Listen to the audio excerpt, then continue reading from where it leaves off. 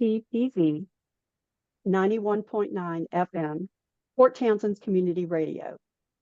For those of you on the radio who would like to join us via the Zoom links, those can be found on the website for the League of Women Voters Jefferson County, the League of Women Voters Clallam County. And for those of you on the Zoom link, if you start to have technical difficulties with Zoom, you can listen via KPTV at 91.9 FM or via their website, ktpv.org. For those of you interested in closed captioning, you'll see a button or box at the lower part of your Zoom screen with the letters CC on it, where you can click to see the captions Zoom generates live.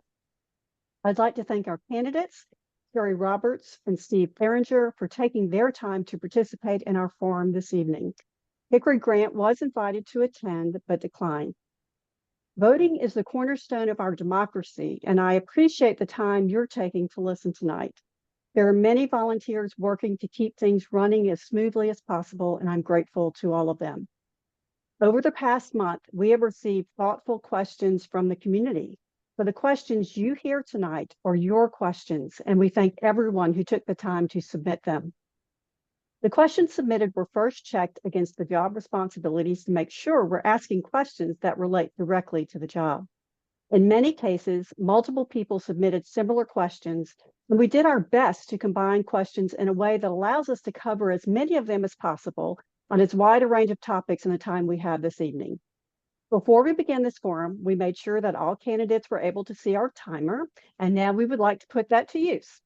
Each candidate will give a 2-minute opening statement in alphabetical order.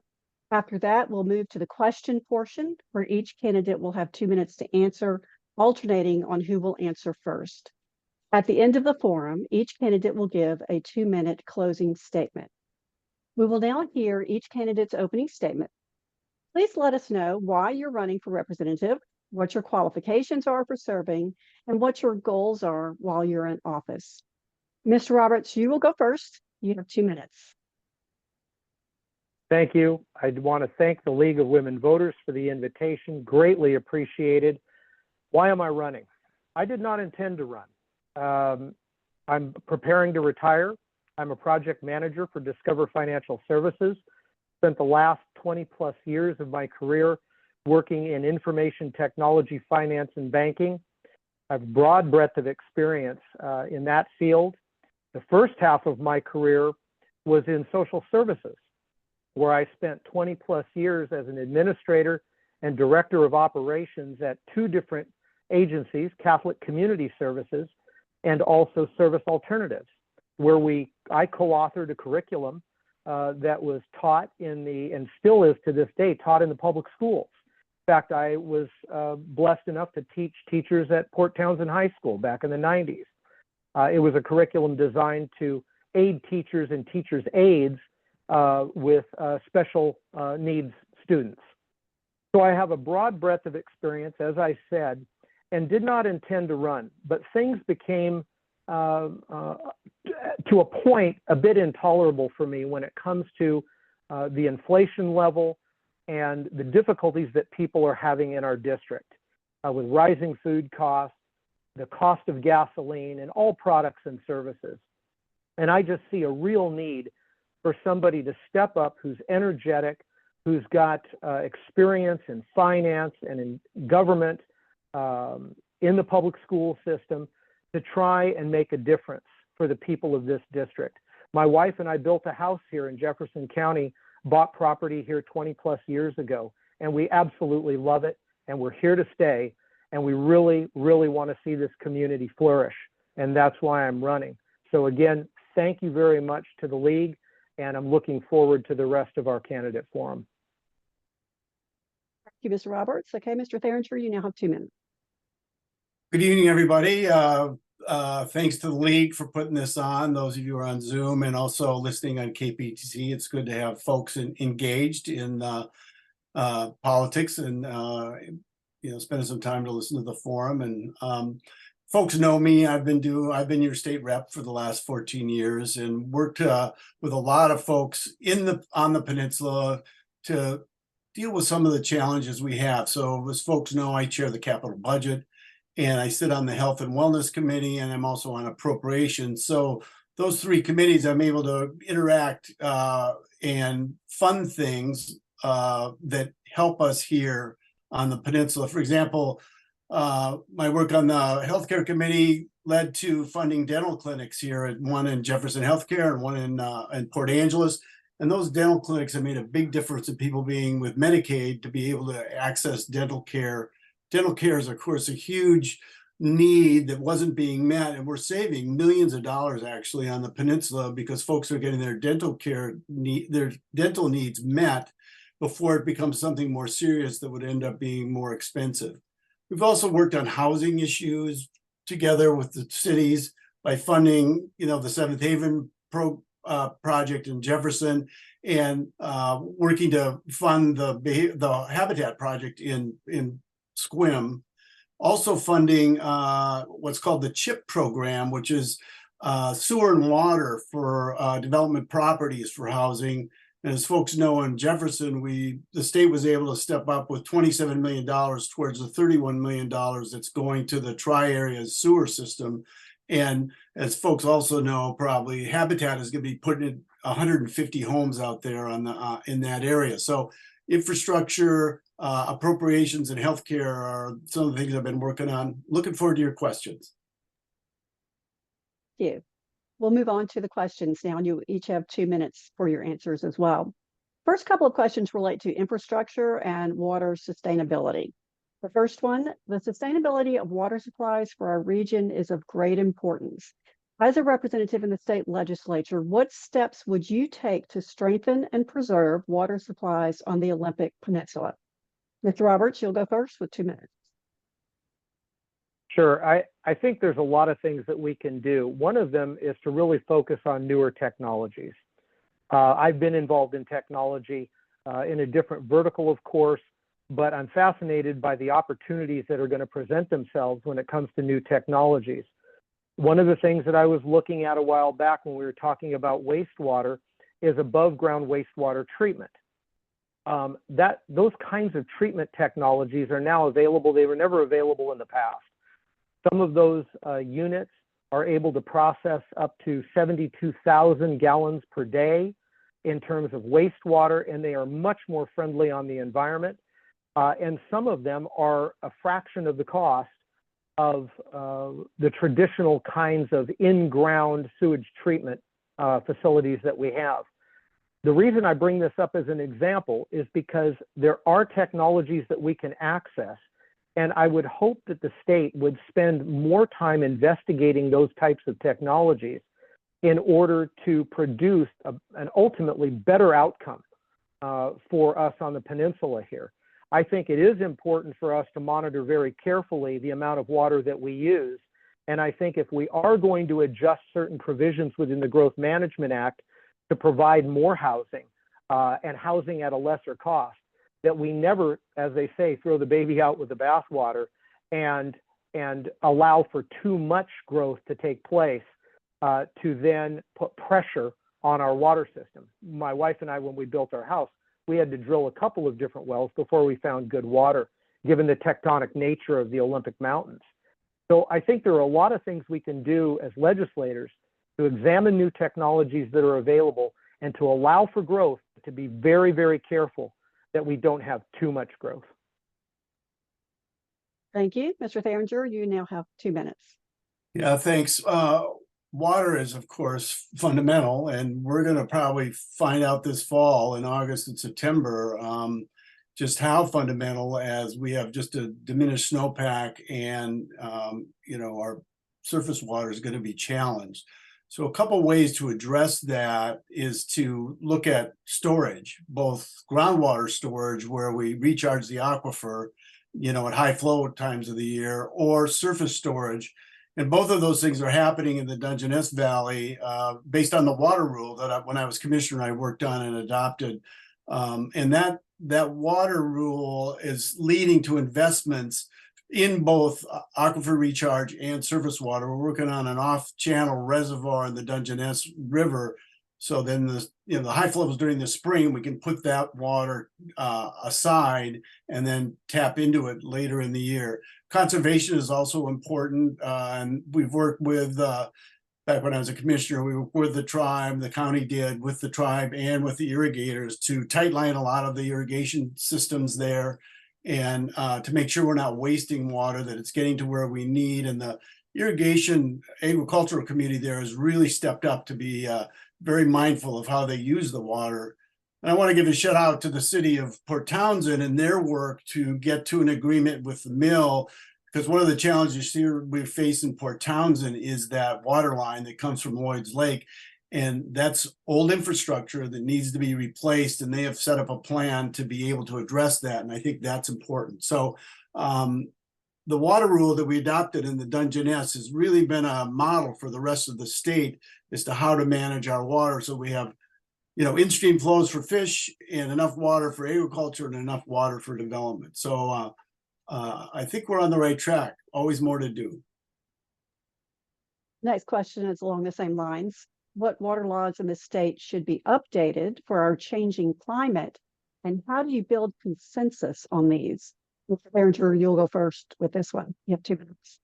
Yeah, so folks may remember the Hearst decision, the court case that kind of put a limit to, exempt wells, which were exempt from any water rules. And the court said that wasn't appropriate because of treaty rights around fish, in-stream flows for fish, and other water uses. So I was involved with bringing a bunch of folks together to try to look at a way to manage that challenge. And what we ended up doing is over the last couple biennium and in for, I think, another couple biennium, the state's putting $200 million a biennium into water resource issues so that we can manage the stream flows in rivers and create more opportunity for storage, as I mentioned earlier, to make sure we have enough water to meet those needs. And we're now a state of 8 million people and growing, and water is a challenge that is going to be ongoing. So I think that the legislature is looking at that, working at that, and looking at, incentivizing conservation measures through the utilities, through the, the management of water. And it makes sense to have water systems instead of individual wells as much as we can, because they are a better way to manage the use of water, which is I think the key. Thank you. Mr. Roberts, you have 2 minutes. Yeah, this is a bit of a rarity. I think this is an area where Mr. Theringer and I have some agreement. Water storage, I think, is absolutely critical. My wife and I actually live about a mile from Lord's Lake, and we understand that situation very well. We also have a hobby farm. We raise heirloom apples and raise sheep. And so water is important to us just on our small hobby farm. I think it is absolutely essential that we build consensus. And I think it is easier to build consensus around a basic need like water than it is for a lot of other issues that face us in the legislature or will face us in the legislature. I like the idea of storage because we simply can say, look, at minimal cost, relatively speaking, we can collect and gather water even in a low snowpack season like we have today. I mean, my wife and I have talked about this repeatedly as we've watch the snow level rise and drop on the Olympics this last winter. So I think we can say, can we take these communities within the district and provide some key locations for storage in order to serve them throughout those summer months? We don't want to see any of our fish runs threatened because we don't have enough water, or any of the agricultural needs, and there are lots of small family farms, obviously, in the district threatened because of low water. The key, though, for me is, how do we fund that? Do we do it entirely from the state? Do we do it in a state-county partnership, or we do it in a state and private party partnership? I think that's where the rubber hits the road, and that's where we're going to have some hard conversations. But in essence, I agree with Mr. Theringer that water storage is going to be a very beneficial thing moving into the future. Thank you. The next question deals with climate change as well. Please explain your position regarding protecting old growth forest and carbon sequestration versus the need to support the local forestry industry. How should your position be implemented across the state? Mr. Roberts, you'll go first with 2 minutes. Yeah, this is a very interesting and a very tough question. And 2 minutes is not enough time to unpack, Nancy, what you just asked me. So I'm going to take a quick stab. I met with a mill up in Port Angeles, Interfor. Called them up, said, I'd like to come up and talk with you about your business and what challenges you face. I went up, met with them, and the first thing out of their mouths was a reliable supply of timber. They make stick lumber up there for building. So the way in which the state provides permits and the way in which they dole out access to timber cutting, in my opinion, is not adequate. We have timber that is harvestable product that can be cut and used, and we're just going to replant those areas again. So that has to be dealt with, I think, number one. I am not for cutting old growth timber. I don't know a whole lot of people that are. I'm opposed to it. But for those areas that we have available timber, we need to use that resource. That's what we've designed it for. So that's number one. Number two, is there a way in which we can implement these policies that protect our overall environment? Yes, we're already doing some of those things. We don't cut understory anymore like they used to, or like they still do in some European countries. We allow understory to flourish. We could extend the buffer perhaps around wetlands, streams, rivers, etc. I'm absolutely willing to have that conversation and listen to people that want to talk about that on both sides. But I think the bottom line is, when it comes to climate change, we need more data. I am not a firm believer that climate change is entirely man-made caused. There's not enough data, and there's enough disagreement in the scientific community today to suggest that there are natural factors involved as well. It looks like I'm up for time. Perhaps I can continue at another point. Thank you. Mr. Steringer, you now have 2 minutes. Yeah, this is an interesting issue. I think there's quite a bit of debate around, the age of trees and the amount of carbon they sequester. So obviously larger trees have a lot of carbon in them. The mid-sized trees, as folks may know, I'm in favor of maintaining our mills. I think this is a great place to grow trees, and using those trees to and cross-laminated timber or mass panels, right? So for every cubic yard of mass timber, you get to sequester a ton of carbon. So it's not, you can sequester carbon at, other places besides, in the forest. There is, I think, some information and science around the younger trees absorb more carbon. So we're not talking about storing carbon, we're talking about absorbing carbon out of the atmosphere, which I think is an acute need that we need to address. So I don't think it's an either or situation. A number of the legacy forests that are up for debate now were forests that were set aside by DNR for the marble murrelet habitat conservation plan. And when that plan was finally agreed to, a number of those acreages were not included. And during that 30-year period, when those trees were being grown, they've come to be fairly large, trees now. And so that's where a lot of the debate is. It's around those legacy forests that were sort of set aside until the habitat conservation plan for the murrelet was established.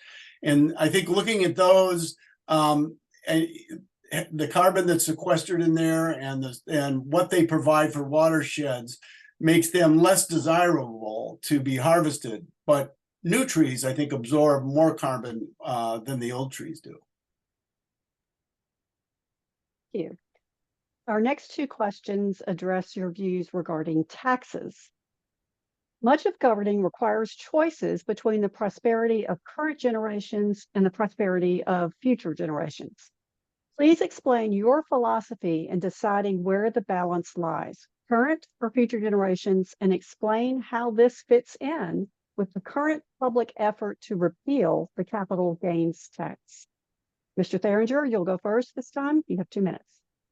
Well, I don't think anybody likes to pay taxes, but I think it was Leonard Hand or the Chief Justice said that's just the price of living in a society and in a democracy is you got to pay some taxes. So, as folks know, Washington is one of the more aggressive tax structures because we're dependent on property tax and sales tax, and those really are regressive. So the legislature passed a few years ago a capital gains tax, which generates, dollars from, a very few number of folks in the state. For example, I think we collected about 900 million in capital gains last year. 5 people paid half of that.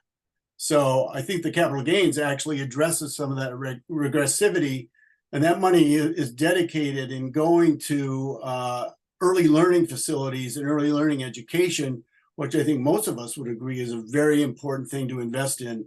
The data is just very solid that if kids get a good head start, they're going to do well in school and in the rest of their life. And it also provides early learning, and daycare provide a place for parents to put their kids so that they can be part of the workforce, which is a huge challenge here on the Peninsula. Through that capital gains money, a couple of early learning facilities, one down in Grace Harbor, Learning to Grow, and then the Y up in Port Angeles, and the expansion of the pool up there in Port Angeles to provide more early learning and daycare facilities. So I would like to see the initiative fail. And I think that capital gains, so the way it's structured, it fluctuates quite a bit because just as on equities, right? It's not on your property, it's not on your home, it's not on your business. It's basically on stocks. And you pay, I think because of inflation, it's now like $260,000 is tax free on that. So I think it just applies to a very few people. Thank you, Mr. Roberts. You have 2 minutes. Sure. This is where Mr. Theringer and I are going to have a lot of disagreement. History is replete with examples of when we produce low tax rates, we produce more revenue. We can give example after example, from Democratic administrations to Republican administrations, democratically run states to Republican run states. The fact is, when we lower a tax rate for a body of people, they spend more money. And if we are a state, as we are, that relies on sales tax, when you spend more money and you buy more product and you buy more service, revenue goes up. I am not in favor of paying no tax. Very few people that I know are. But when we put a tax burden, Steve gave an example of the capital gains tax only affecting a small number of people. I'll address that in a second. But when you do anything that burdens the average person, we're talking about people, family of 4, earning maybe $60,000 a year, $50,000 a year.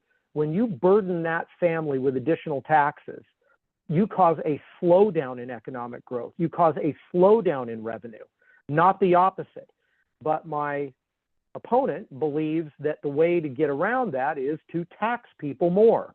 Now, with the comment that he made about those few people paying that tax, when you have people that have lots of holdings and you penalize them, they will find a way to shelter that money. If you don't do that, they will spend that money in some form or fashion. And again, when they do that, they create jobs, they create investment, and they create more revenue. So we differ dramatically on this issue. And I think that we will find once I'm elected in November and more Republicans are elected, we will generate more revenue by lowering tax rates. Thank you. Another tax question. More and more .com millionaires are buying homes on the peninsula that they don't live in full time. They take housing off the market, and because they live off their stock options, they pay less in taxes than the rest of us. Meanwhile, our property tax, sales tax, and business and occupation taxes are extremely regressive. If you could make any change to the state constitution and the tax code, what changes would you make? Mr. Roberts, you're going to go first with 2 minutes. Oh, yes. Very important question. One, I'll say it right up front. I am not for an income tax. I don't believe a state income tax is the best way to serve its citizens. I would like to see a reduction in several of the taxes that we already impose on people.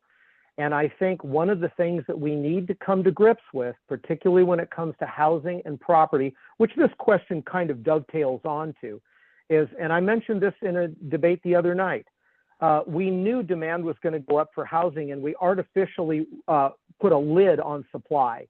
When you do that, prices go up. So we want to reverse that. We want to open up the building market to some degree to provide more product for more people to not only rent, but also to buy homes. Look, if somebody has made money during their career and they want to buy a home, that's their right. I don't want to get into this game where we're isolating certain groups of people and we're saying, well, because you were more successful in life, you're going to be penalized more, you're going to be punished more. I don't want to do that because I want to see everybody elevated to being successful. I want everyone in the district to flourish.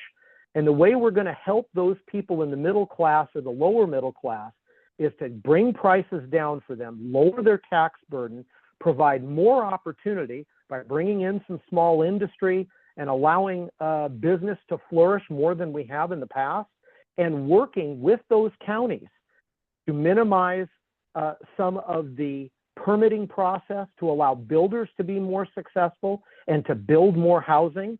But I'm going to keep coming back to this and keep beating the drum. I don't believe that continuing to tack on tax after tax after tax is beneficial. It gets us into an endless spiral of taxing to try to get more revenue, and then we suppress the economy more every time we do that. Thank you. Mr. Theringer, you now have 2 minutes. Yeah, this is an area where my opponent and I really differ. I have not seen the data, and I'd certainly like to see the data on trickle down. Trickle down does not work. It was obvious, when Bush put trickle down in. It was obvious when Trump put in trickle down. I mean, the Democrats have rebuilt the economy, and then a Republican comes in and spends all that money, and then the Democrats come back to clean up the mess to rebuild the revenue. So trickle down does not have the data, just does not have the data to support it, at least none that I've seen. And so I think making investments in infrastructure, creating jobs that way, which the state has done and which the federal government has done, is a pretty good pathway. The property tax issue is an interesting one because it's a zero-sum game. So if you give a tax break to someone, reduction in their property tax, the property tax is based on the value for local governments, particularly, what they divide their budget by the property tax, the valuation that's available. So the rates are going to go up for other people if they come down for some people. I think that the fact that folks are building, maybe their dream home, and maybe it's just a summer respite. Still, if it's a pricey home, it's probably the property tax are getting some, they're getting some benefit. The local districts are getting benefit from that. We have at the legislative level looked at the real estate excise tax, and it used to be a flat rate for if you sold your house, right? It was a flat rate, and we gradated that. We made it a different rate. We exempted it from anybody that was selling a house that I think was $250,000 or less, and then added 2 other categories. The top one being anything that I think was over 2 million or 1.5 million, and that rate was increased. So that addressed some of the regressivity that I mentioned that's going on in our tax structure. Thank you. This next question also deals with funding. Our current method of funding schools is contributing to the destruction of our forests, and our reliance on property taxes or school bonds means that we further burden the finances of working families who are raising children when we try to raise money for our schools. What legislation would you like to see to change how schools are funded in Washington? Mr. Theringer, you will go first. You have 2 minutes. Yeah, so when the state was founded, we had a lot of forests. We had a lot fewer people, and the revenue off timber sales basically built our schools, built our universities, and really helped our junior taxing districts. Now the amount of forest revenue that goes into school construction is less than 1%. I don't think it even is, I'm not even sure. It varies from year to year, but on average, it's not a very big chunk. Most of the school construction is funded through the capital budget and through state bonding. And so I think that's, that's the reality of what's going on. And I know the current superintendent of education, Chris Rachtel, has really worked to decouple that linkage between, forest harvest, timber harvest, and school construction. And one of the things he did that really was helpful for us here on the peninsula was we would get revenue in our school districts here on the North Peninsula from timber harvest, and then the state was subtracting that from what other funding we might get for school construction. And to Chris's credit, he removed that linkage. So now if in the Squim district, if you're, if timber's harvest, you get the full 600,000 or whatever, and that fluctuates quite a bit. You will get, you won't get that subtracted from other state allocations. And I think that was a big move. And I think Superintendent Richdahl is trying to even, decouple it more. And I think that's the right pathway, because it really now in the present time doesn't fund, it's really a minuscule amount, and it creates conflicts that I don't think we should have to go through. Mr. Roberts, you're next with 2 minutes. Sure. There are some things I agree with Mr. Theringer on, and others I disagree with on. I disagree a little bit with the premise of the question when the term was used, demolishing our forest. We are not demolishing our forest. I spend lots of time in the forest, and we are not demolishing our forest. But decoupling, I do not think is a bad idea, but I have to bring up a quick example. Here in the Quilcene area where my wife and I live, they were going to pass a bond measure to reconstruct a number of things in the local Quilcene school district. On face value, it looked very good because everybody wants to try and make the school environment a better place for kids to learn, right? And that benefits parents, it benefits us long term as well. But when you started to examine the specifics of what was actually proposed, and that was to build a new stadium, add on to the buildings, et cetera, and you started to dig into the detail of how those bids went out, who was looked at as contractors to do that work, and then you examined the actual prices that were provided, it was totally outrageous. It failed. And the reason it failed is because people were able to see specifically how they went about procuring the work. Now, I worked in the school districts in the 90s, and I can tell you there are a lot of fantastic people there. We all know that, devoted people to their profession. I am concerned, however, a lot of times within these districts, how procurement is actually done. I want to look at the detail of what that budget looks like, and then ask yourself, why would we spend $400,000 with contractor A when we could have spent $126,000 with contractor B? And this is not an isolated case. This happens continually within the school system. So one of the things I would like to do is work with the superintendent of public instruction and say, hey, how can we do a better job in our schools? Thank you, Mr. Roberts. Next question. Given recent federal court rulings that infringe on women's rights, what legislation and initiatives will you support to protect women and LGBTQ plus individuals to ensure that all people are able to join in state-sanctioned marital unions, control their own bodies, and enjoy equal rights and freedoms? Mr. Roberts, you will go first with this one. You have 2 minutes. Yeah, okay, so that's a lot to unpack in 2 minutes. So let's take women's rights, first of all. I want to make very clear right up front, I am not pro-choice. I'm pro-life. I think we should continually work to expand opportunities for adoption. That we've talked about that for years and years, and we still have not made it easier for families who want children and want to adopt children and can't have children to adopt children. I have friends that were adopted. And I think that's a critical thing to work on. And I think it's something that we should focus on heavily. I'm also very glad that this decision comes back to the state level, because I have been a firm believer that the people in each state should make those decisions. I don't like the idea of governmental entities making those decisions for people. I want individual citizens within the state to vote on those things individually and specifically at the ballot box. So I'm a firm supporter in them doing that. When it comes to the rights of any citizen in our state, in our district, I think we absolutely need to say, look, how people live their lives independently is their choice. I don't want to infuse my opinion into their home. That's not my responsibility. My responsibility is to simply look at tax policy, look at environmental policy, look at policing policy, and try to provide an environment that is beneficial for all citizens. So I'm not somebody who's going to actively write legislation.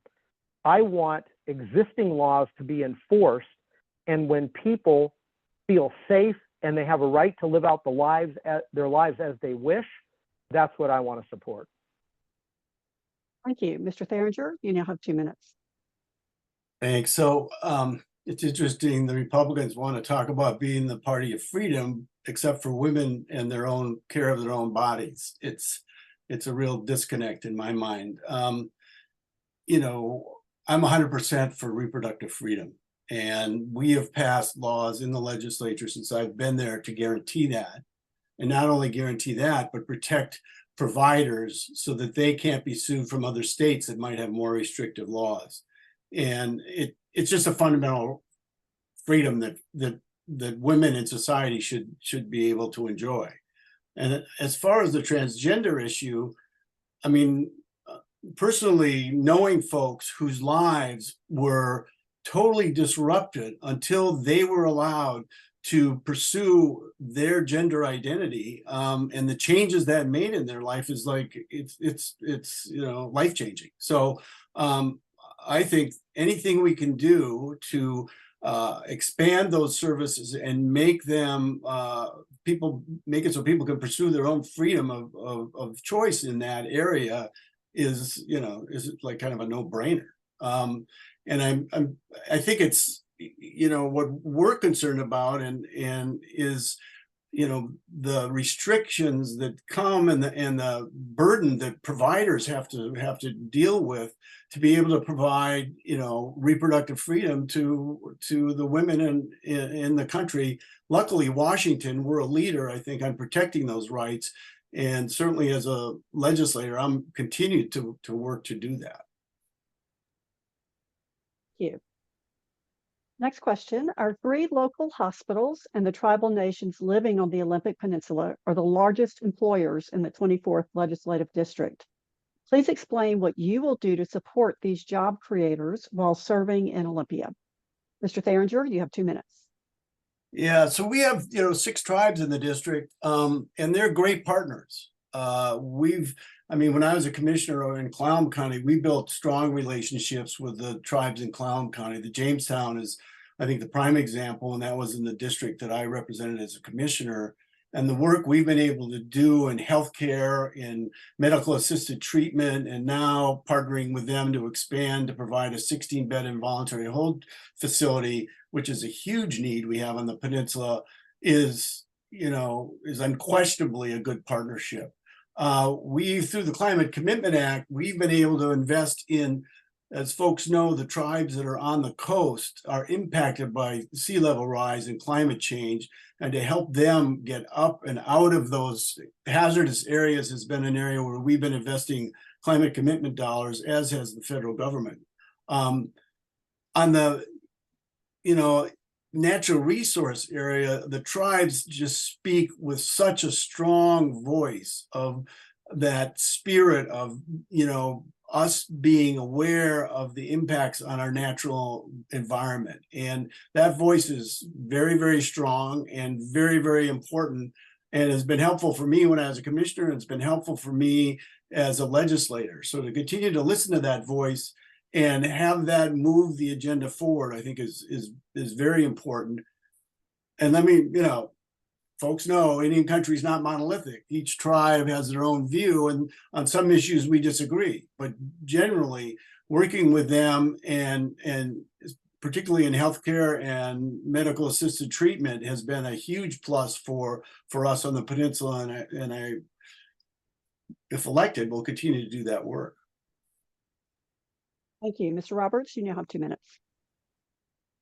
Sure. I've already contacted several of the tribes, and my intent is to meet with all of them before the election and to listen to the challenges that they have and how we can work together. I know that the tribes have been collectively, for the most part, supporting my opponent, and that's okay. But I think it's important for us, whether we agree or disagree, to be able to reach out to people and talk to them. I think we're in a climate politically, unfortunately, where too many people are not willing to do that.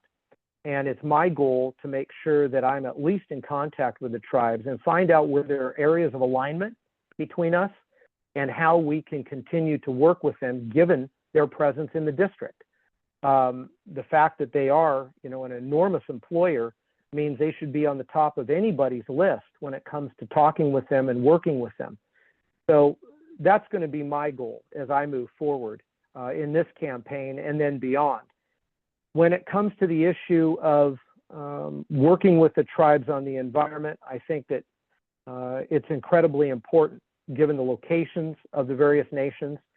And I grew up in Washington State, and I have fished and hunted and hiked and camped in almost every nook and cranny on the Olympic Peninsula, including the rest of the state. So I'm the last one in the world who's going to say, look, we just submarine all that, don't worry about it anymore. I don't believe in that. But I think a partnership with the tribes is important. And I think it's also important for us to push back sometimes a little bit because we're going to have areas of disagreement.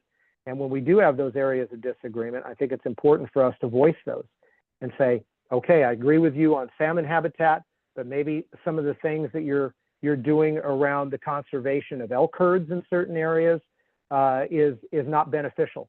So let's work together and see if we can come to an agreement. Thank you. The next question has to do with job creation. What specific ideas do you have for bringing new high-paying jobs to our area so that people can earn money sufficient to pay for their housing here? Mr. Roberts, you'll start with this one. You have 2 minutes.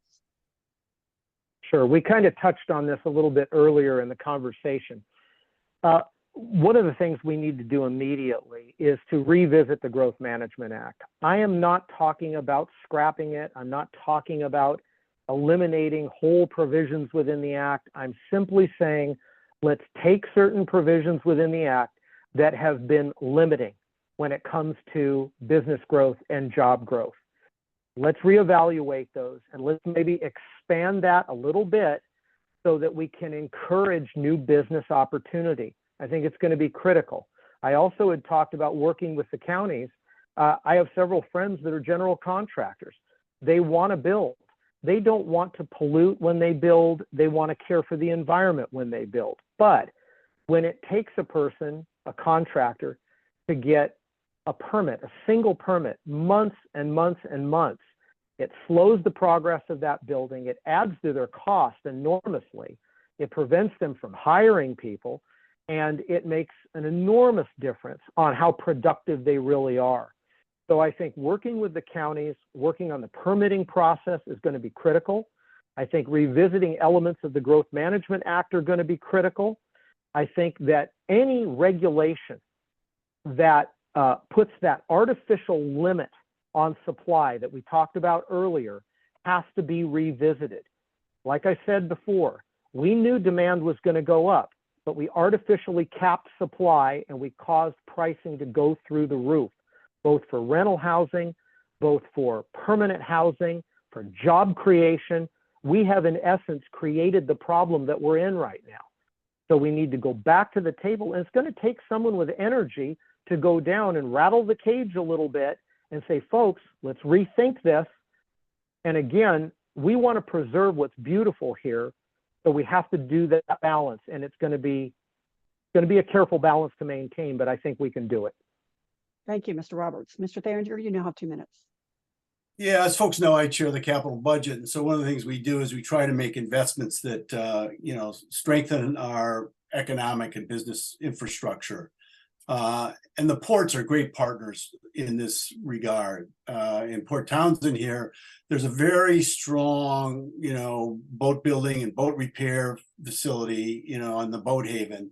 And we've been able to get them money to, invest in the jetties to protect the boat haven in Point Hudson, and to get them some dollars for stormwater so that they can expand that boat yard. I think that's a sector that's growing both in Port Townsend and also in Port Angeles.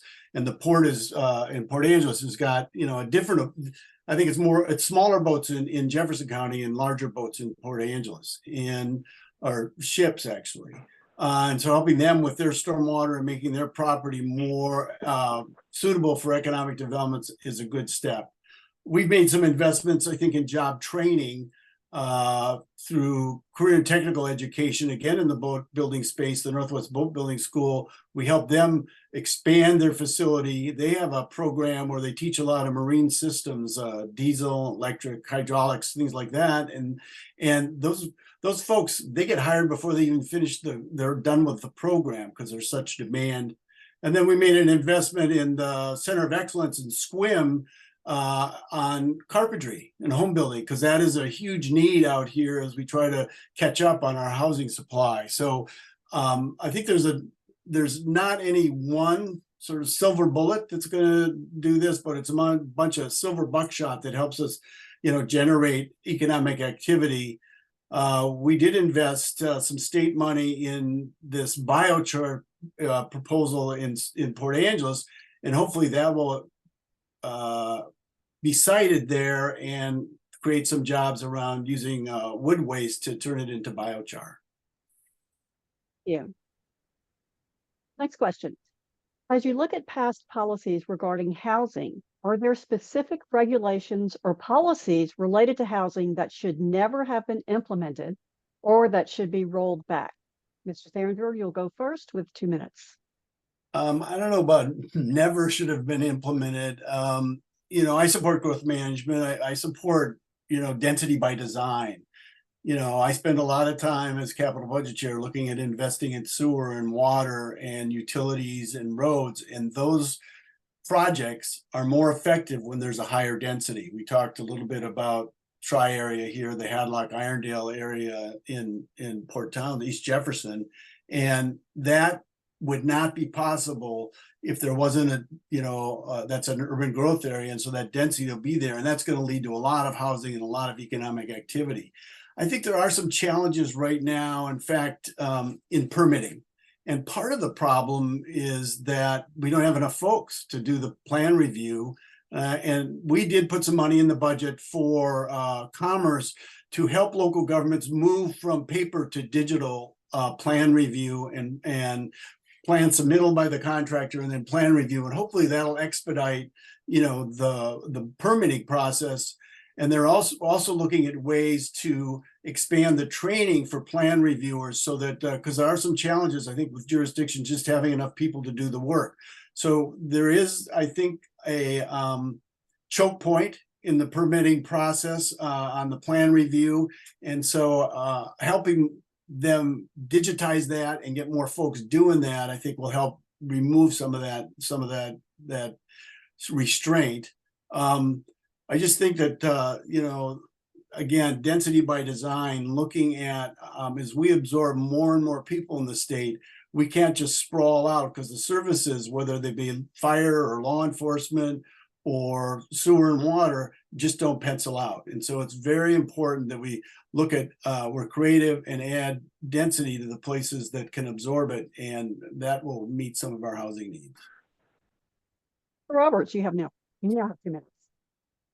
Well, as they say, the devil is in the details, right? Again, I'm not going to totally disagree with what Steve just said, but it really comes down to when you put pencil to paper and you work out all of these details, that's where the work comes in.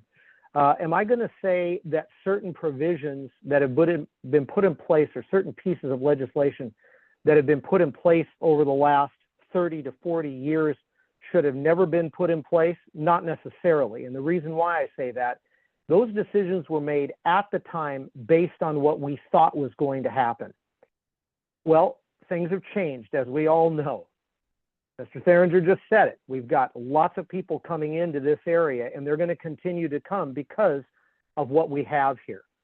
So the real question is, how actively can we be involved in the actual detailed process of determining what is and what isn't too much growth?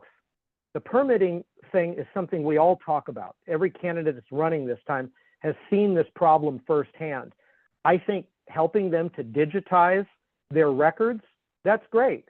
I get really concerned when big brother government up here tells little brother government down here, you're going to digitize and we're going to send you the money to do it, when little brother government never thought of that. I want people in that local area to be able to put pressure on their local governments to do the right thing. And here in Jefferson County, look, if they don't have enough people, they need to hire people. If they can't hire people, why? Why don't they have enough revenue to do that? Well, we can be a voice for those individuals that are putting pressure on those local governments in order for them to raise their level and get their game up. So a lot of these things, we're going to have to work on them. They're detailed items, and it's difficult to pay lip service in 2 minutes on something like this. But you can bet that if I'm elected, we're going to work on it. Thank you. Please explain from your perspective what barriers currently exist regarding affordable health care and what you plan to do to help reduce those barriers. Mr. Roberts, you'll go first with 2 minutes. Yeah, this is actually a tough one. Again, we have made decisions over the past really 50 to 60 years in our country that have not only impacted all of the states, but impacted healthcare nationally as well. And so what have we done? We have increased the amount of government intervention, government regulation, both in the state and the national level. And if you look at any graph, those absolutely parallel the cost in healthcare rising.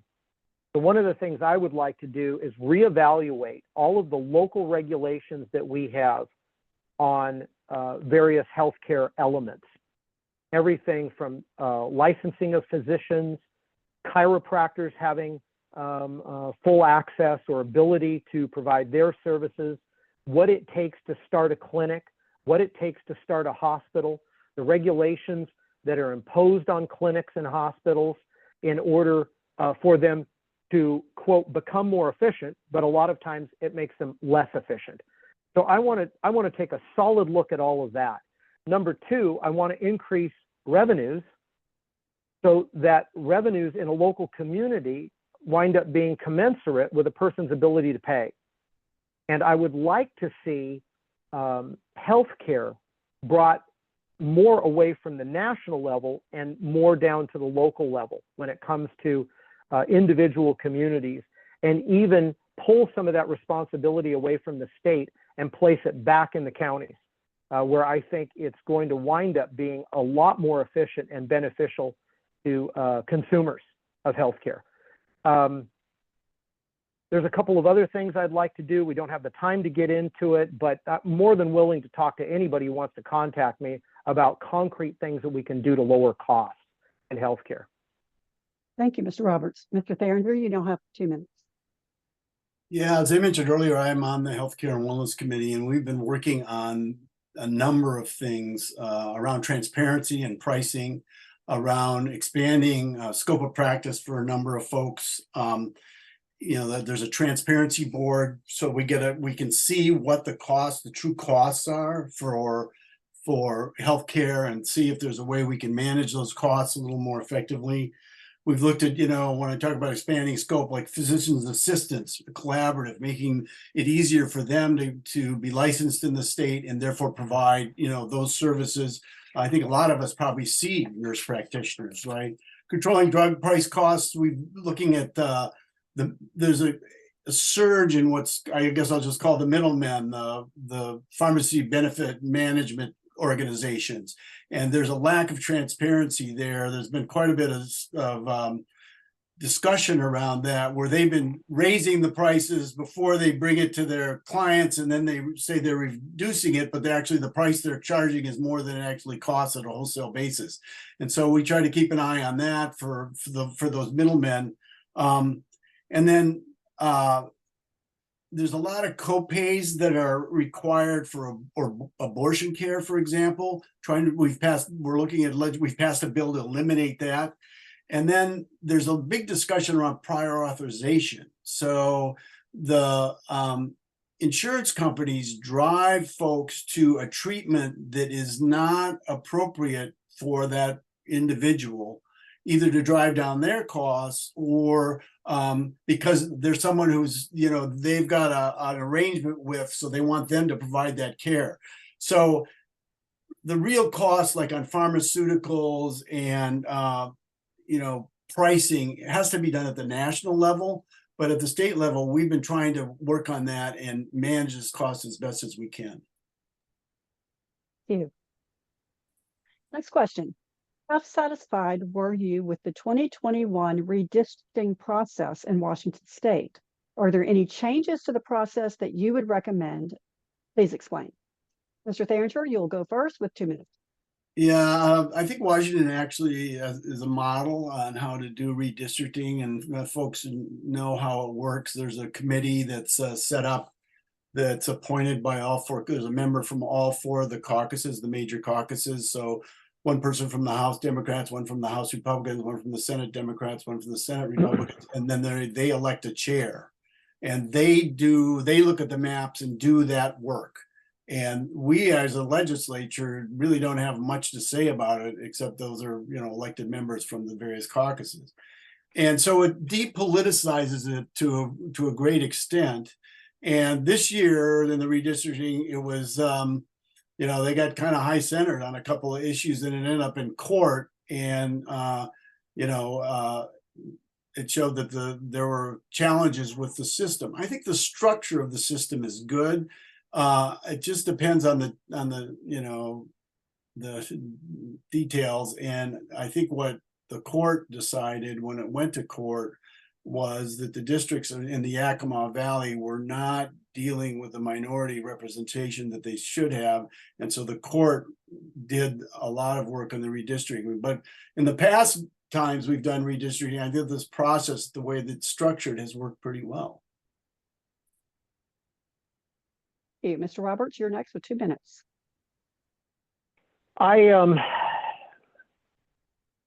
This is kind of a tough one for me. On the surface, I don't have a lot of issue with how redistricting took place. I disagreed with a little bit of what the court decided on a couple of items within the realm of redistricting. But when we have representation from all four caucuses, as a Republican, if we're unhappy with how that process then proceeds, we need to have different people from our caucuses being represented. So all in all, I'm not entirely unhappy with it. I know that it has impacted our district to a degree, but the bottom line, I think, for me is if we can redistrict in such a way to model after what the Constitution, the state Constitution's original impact was, or what its goal was, then I'm okay with that. I know that I had a professor at one time. He was actually a state senator, Don Charnley, and he was always in favor of redistricting using natural boundaries, obviously taking into account population within those districts. But I always thought that was a fascinating idea, where sometimes we have arbitrary lines that just cut down streets and do things like that, as to using natural boundaries simply because they're easier to follow and to track. But I think there are some things that we can do in the legislature to take a look at redistricting and how it is conducted. But for the most part, I'm relatively happy with how it turned out. Thank you. The following two questions address government ethics. The Washington Coalition for Open Government recently asked each member of the Washington legislature to pledge, quote, "In the interest of public transparency and open government, I instruct the records officer not to invoke a legislative privilege on my behalf when responding to public records requests," unquote. Please explain your position on this pledge. Mr. Roberts, you'll go first. You have 2 minutes. Yeah, I think there should be full transparency, full stop. I think it's very, very important for us to make sure that, look, this is the people's house that we are running for. It's the people's chamber. And I think that anything that we do in terms of our business should be available for full public disclosure. So with that, I would simply say any kind of legislation or any kind of rule that comes up to shield that or to isolate our decision-making process or our opinions about things should be immediately challenged, fought against, and or turned down. I don't think that my Democratic colleagues in the House and the Senate have been all that good or champions when it comes to transparency. They like to say they have been. There are a number of issues that I would question them on and say, well, wait a minute, what about this? And what about that? Why was that shielded from the public? So you can probably make that argument about some Republicans as well. But the bottom line for me is we are doing the people's work. We are paid by the people. We're their employees. And everything we do should be above board, and it should be fully visible to them. And while I've got a few seconds left, I just want to say one other thing. I have never been a fan of term limits. For years and years and years, I worked for President Reagan back in the 80s and the Republican National Committee back in the 80s. And President Reagan used to always say he didn't want term limits on the presidency. Well, I've changed my mind, and I've changed it aggressively. There should be term limits. And the reason why is because we have a lot of people that have made a career out of being in public office, and that's not what our state constitution intended. Thank you, Mr. Roberts. Mr. Theringer, you have 2 minutes. Yeah, on the public information, we probably get, when I'm in session, I probably get 4 or 5 of those a week, public information requests. And so we fill them out. I don't have any trouble. I don't hide any of the information that, goes on my email or my phone or my text messages or whatever. So I don't see that it's a problem. I will say that it is abused by people who are trying to, there's people making a pretty good living by filing a public information request at the state level, the local level, and then if the jurisdiction doesn't quite meet the requirements, they go to the courts, and the courts are very strict. They will settle for the plaintiff, and the jurisdiction ends up paying, or their insurance pool ends up paying hundreds of thousands of dollars. So I think that there are some needless public information requests that create a challenge, and because people are, I think, abusing the request process. But I don't have any, and have never had any problems with revealing, ethically all the stuff that we do. So it's I'm fine with it. Thank you. Another ethics question. Please explain the rules as you understand them regarding elected officials in Washington accepting gifts, payments, vacation, payments of relatives' mortgage or tuition, and other monetary benefits. And in this explanation, please note whether you believe all elected and appointed officials in the nation should follow the same rules that you must follow. Mr. Theringer, you'll go first. You have 2 minutes. Yeah, we've got a pretty restrictive process. It's $50. You can't get anything that's over $50. It has to be recorded by everybody. So I need to record it if I get something more than $50. If I go out for dinner with somebody, and I'll say that the restaurants in Olympia were a little upset when that limit went in because they were losing a lot of business. But it seems like it works well. I don't, it's never been a problem for me. And I think most people abide by it because, you know, we got a lot of watchdogs. Being a progressive state, a lot of people, you know, people are keeping their eyes on that sort of stuff. I mean, the government affairs folks, the lobbyists, they have to record how they're spending money. We have to record if we're receiving money, and very seldom does it exceed that $50 limit. So, and that, I think that's been now expanded to staff even. So, so like legislative assistants or nonpartisan staff, gift cards and things like that for like at the end of the year when you're just rewarding them for good work. So whether it should be expanded to other states, it seems to work here. I will say that there's, in my experience in 14 years of doing this, I have not been involved in, and nor have I witnessed a quid pro quo where someone gave X to get Y. It may happen. I may be naive to that, but I don't see that happening, or I haven't seen that happening in the 14 years I've been in the legislature. Thank you, Mr. Roberts. You have 2 minutes. Yes, as I said in my opening, I work for Discover Financial Services. Probably some of you have Discover credit cards in your wallets. We have extraordinarily strict regulations in our company. Everybody in banking and in payments does. We take them very, very seriously. We adhere to them religiously. If there is any sign of impropriety, we immediately deal with it.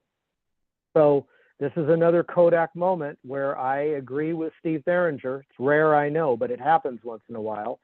I think we're doing well in the state with it. Do we want to change the limit? I don't know. It's a very small limit already. You can't buy a lot of favors for a few bucks, right? But it does go hand in hand with term limits. People have a tendency to try and work around rules and regulations.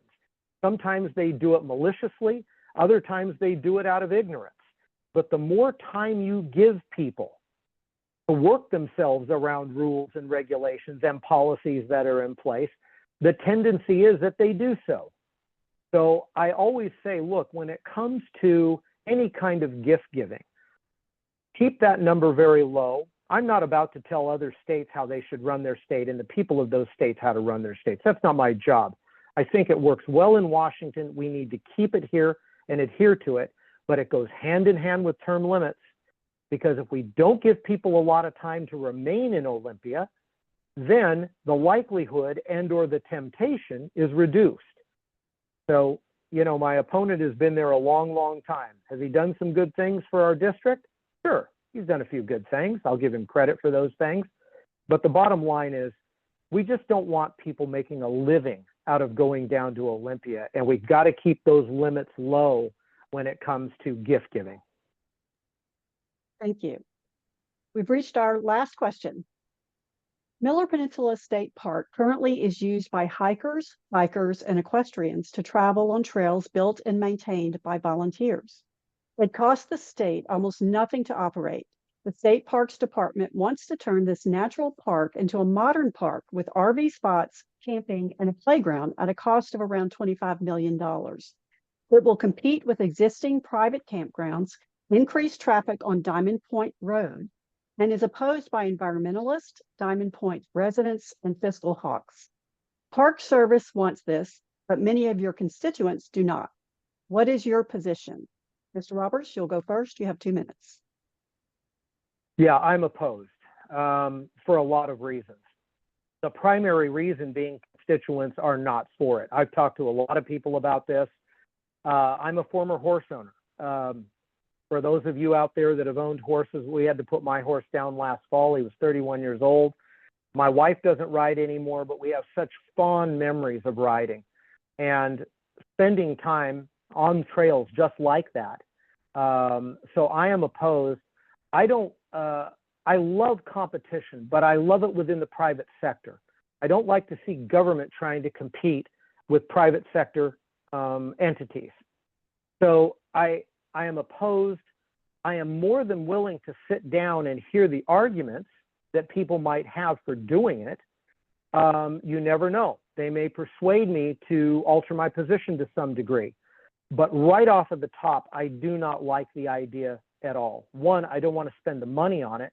And number two, I think the people that are enjoying that right now, I don't want to take that away from them. We see mountain bikers out there enjoying it. And like I said, you know, we used to ride, and it's just a fantastic thing to do. And it's one of those things that we have in our district that attracts people here. It's why my wife and I moved here. And so we want to try to protect things of that sort. Hey, Mr. Theringer, you have 2 minutes.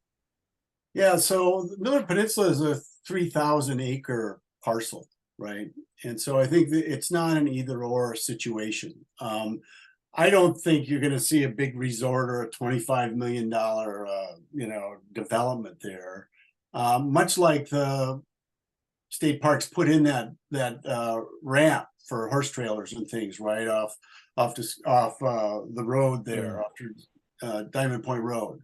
And I think what you'll see is more a development like Squim Bay itself. I don't know how many times I've driven by Squim Bay State Park, and it's full. It'll be full this weekend. And for families in the state that want to come to the peninsula, there just are not enough camping sites, whether they be RV hookups or whether they be tent sites or whatever. So I think there's going to be some development there. Personally, I'm a kayaker. I would like to see a kayak park campsite developed there on the north side. And so I think there's some low impact type of development that the Miller Peninsula can absorb without excluding, the trails for biking and riding and the other things that are there. But any entity that has an asset like that doesn't develop it and create some revenue off it, I think is missing the boat. So our park systems are always challenged to have a revenue to meet their demand, and I think we can find a balance point for that on the Miller Peninsula.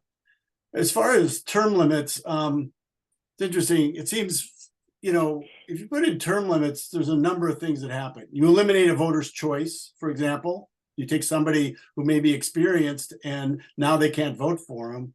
And secondly, you empower the bureaucracy and you empower the lobbyists if you eliminate people that have the experience. So I'm not in favor of term limits.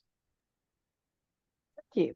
Candidates, it's now time for your closing statements, which will be in the opposite order from your opening statement. So Mr. Theringer, you will go first. You have 2 minutes for your closing statement.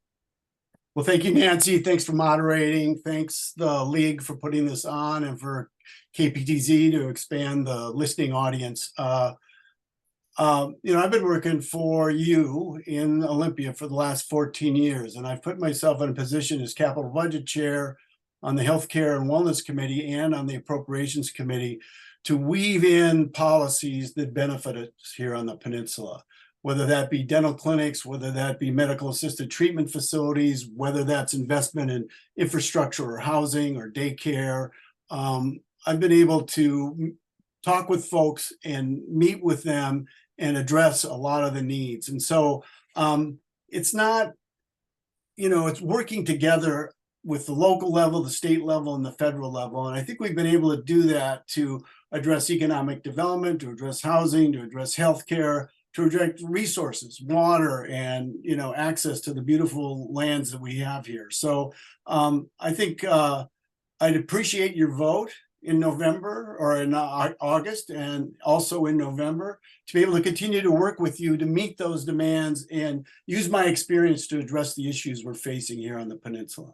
So thanks everybody for tuning in. Mr. Roberts, you now have 2 minutes for your closing statement. Well, thank you, Nancy, and thanks to the league for inviting us. I think these forums are fantastic. They give people an opportunity to get to meet the candidates and learn about what they believe. My wife and I both grew up in Seattle, her on Capitol Hill, me on Queen Anne Hill. We've spent most of our lives moving further and further out of the city. We've enjoyed the natural beauty of this state our entire lives. Both of us briefly have lived in other states. We worked in Alaska, we worked in Idaho, etc. But we always come back to Washington, and the reason we chose the Olympic Peninsula to live out our lives is because we love it. We are here to stay. We are not going anywhere. We built a home here to retire. Our family members come and visit us here, and we absolutely adore the Peninsula. I'm going to ask for your vote, both in August and in November, for a simple reason. My opponent has been here for 14 years, as he said. Has he delivered some things to the district? Yes, he has. But look at the condition that our economy is in. I'm not going to blame him for all of that, but he was at the helm when a lot of this happened. And are there things that he could have done, and the governor and the legislature, to avert some of the difficulties that we're having right now? The answer is clearly yes. So I just want people to think about their vote when they fill out that ballot. Can we vote for another individual at this point in time who loves the district, who's going to work hard the day they hit the ground in January, and someone who will be around for a little while to help this district heal itself from a lot of the difficulties that we have, creating jobs, providing more housing for people while preserving the natural environment that's here. Someone who loves the environment, who's been in that environment his whole life, camping, fishing, hiking, etc., riding horses. And I think if you give me your vote and you have trust in me, I will not betray that trust, and I will represent everyone in the district. Thank you. Thank you. Thank you, everyone, for listening to this focused policy discussion tonight. And thank you, Mr. Theringer and Mr. Roberts, for your thoughtful answers. These candidates have taken the bold act of running. Now it's our turn to do the voting. If you're not registered to vote, we encourage you to go to votewa.gov and get yourself registered, either online or by mail through July 29th, or in person at your county courthouse until August 6th. If you're not sure about your voter registration status, you can check it on the votewa.gov website. If you want more information on the candidates, we encourage you to visit vote411.org to read the candidates' written responses to a variety of questions. Ballots will be mailed out July 17th and can be mailed in or placed in one of the many drop boxes throughout the county. Election day is August 6th, so please be sure to fill out your ballot and get it either in a drop box or in the mail. I'm asking everyone to vote, then talk to everyone you know about voting. Make sure everyone has a plan to get their ballot in. This forum has been recorded, and a link to it will be posted on the website for the League of Women Voters, Clallam County, and the League of Women Voters, Jefferson County, in a few days. Once we have it posted, be sure to spread the word among your friends who are unable to join us live so that everyone can be an informed voter. This forum has been recorded, as I mentioned already, and these links will be provided in a few days. Once we have it posted, be sure and spread the word. And it is now 6:48, time for our forum to end, and time for those of you listening on KPTZ 91.9 FM, Fort Townsend's community radio, to return to your next scheduled program. Thank you again to our candidates for participating in tonight's forum. Good evening, everyone. Thank you.